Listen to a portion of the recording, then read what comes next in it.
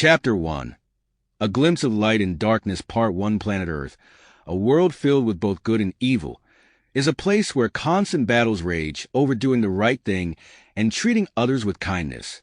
Amidst this turmoil, a baby was born, destined to become a beacon of hope. At that moment, Ira, the future celestial god from another realm, caught a brief glimpse of this future hero's journey, from his birth to the day he would become the balance that would bring peace to his land and beyond. As Ira is taking a stroll, a vision is revealed, not only of the hero Lucian, but also a shadowy figure standing beside him.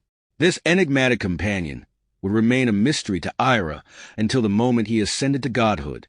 Ira, once a hero with exceptional magical skills and an unyielding will, had the unique ability to draw strength from others who shared his desires and beliefs. Initially underestimated, his unwavering determination eventually earned him powerful allies.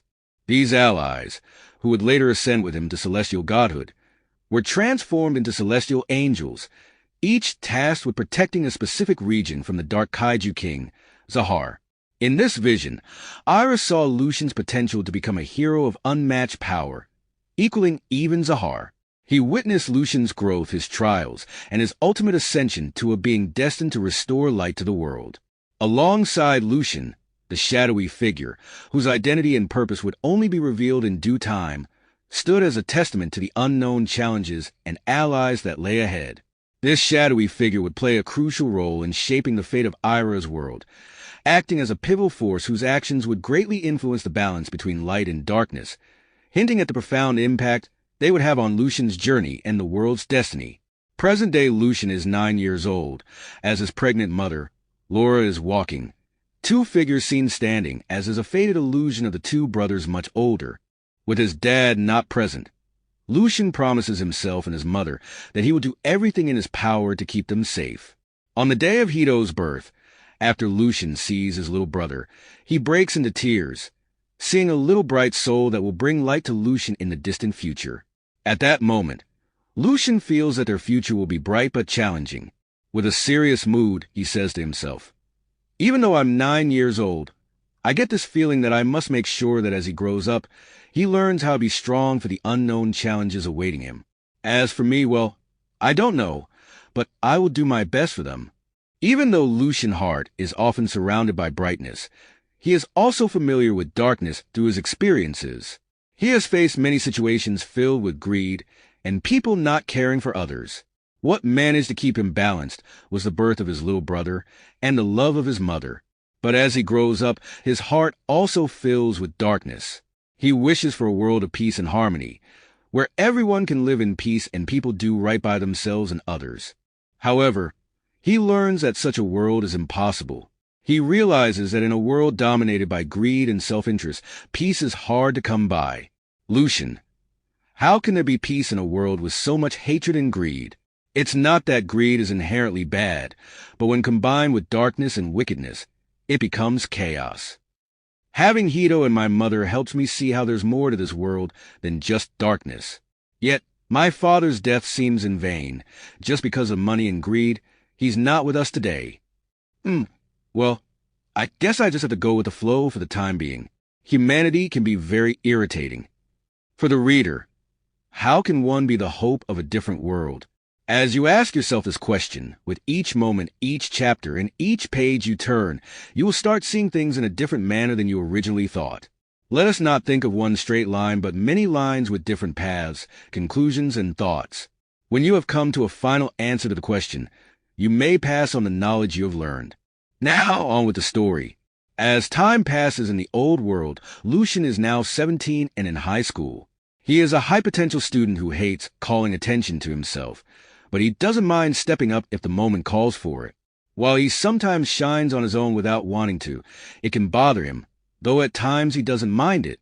As a person, he is both adored and hated.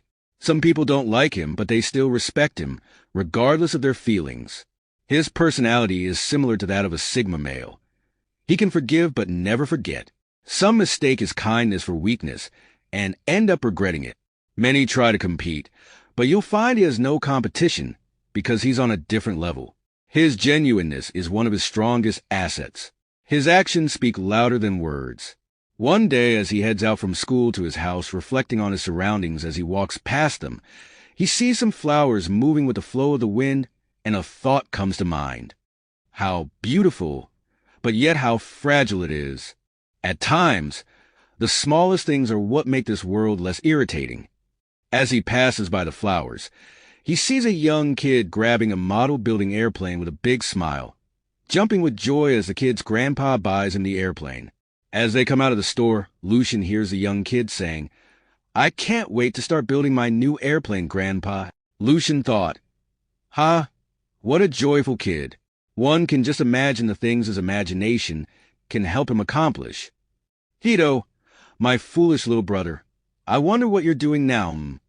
As Lucian keeps walking home, Hedo appears to be running somewhere. As he keeps running, he hears a loud screaming voice and reacts to it. What was that? Where did it come from? From there. He ran quickly to where the screaming came from. As he arrives, he sees a young girl getting hit by a ruthless man as the man yells at her, "You useless runt. Where do you get off trying to make me look bad?" As she continues to be mistreated by the man, Hedo steps in without even thinking twice. "You piece of trash. Who do you think you are to step on someone like that? And what makes you so special that you get to treat her that way?" In that instant, the man falls to the floor in the blink of an eye. As the young girl notices how the violence stops and it becomes silent, she looks up. As she starts to open her eyes, she hears a relaxing and soothing voice saying, "Hi, my name is Hedo. Come, you are safe now." As she gazes at Hedo, she thinks, what happened? Who are you? Ito. With the little strength she still has as she starts fainting, she says, "Hedo, thanks." Join our creative journey and unlock exclusive benefits. As a patron, you'll get behind-the-scenes content, early access to new releases, and direct interaction with our community. Your support helps us continue creating the content. Join today and be part of something special.